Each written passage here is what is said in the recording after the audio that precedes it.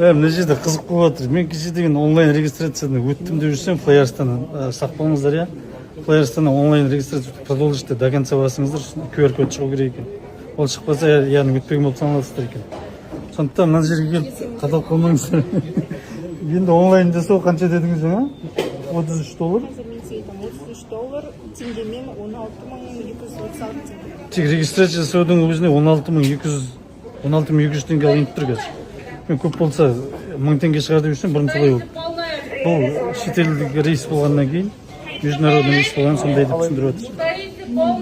Қазір 16.200 теңге төлеуге тура келді. Соны естігіздіңіздер деген.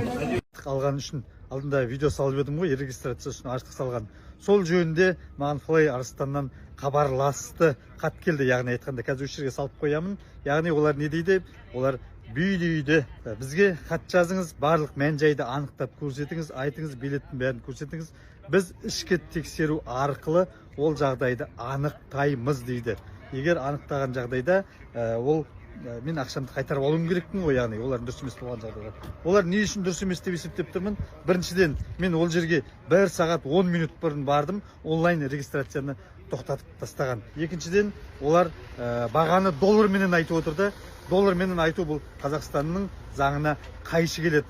Осы мәселелерді жазып, қозғап, хат жазуым керек болып тұр оларға ішкі тексерістер жасау үшін. Енді одан бұрын мен ол хат жазбастан бұрын сіздерменен, яғни мен көрермендерменен ақылдасқым келіп тұр. Жазған дұрыс па, жазбаған дұрыс па? Қалай болады? Жазатын болсам менің уақытым кетеді, ал жазатын болсақ тағы да бұндай мәселелер қайталанбас үшін жазуға тура келеді. Сіздер айтсаңыздар, сол айтқандарыңызға қарап әрекет етуді жөн көріп тұрмын. Ал жазбайтын болсақ, бұндай әрекеттер қайталана беруі мүмкін. Себебі маған көптеген адамдар хабарласты, сондай жағдайлардың қайталанғанын. Ол тек қана билеттің регистрациясынан емес, қол жүктерінің кішкентай грамм ғана артық кеткен үшін де бірнеше еселеп ақша төлеткендер жөнінде. Одан да көп мәселелер бар екен бұл жерде. Сондықтан да сіздердің пікірлеріңіз маған маңызды, ары қарата әрекет ету үшін.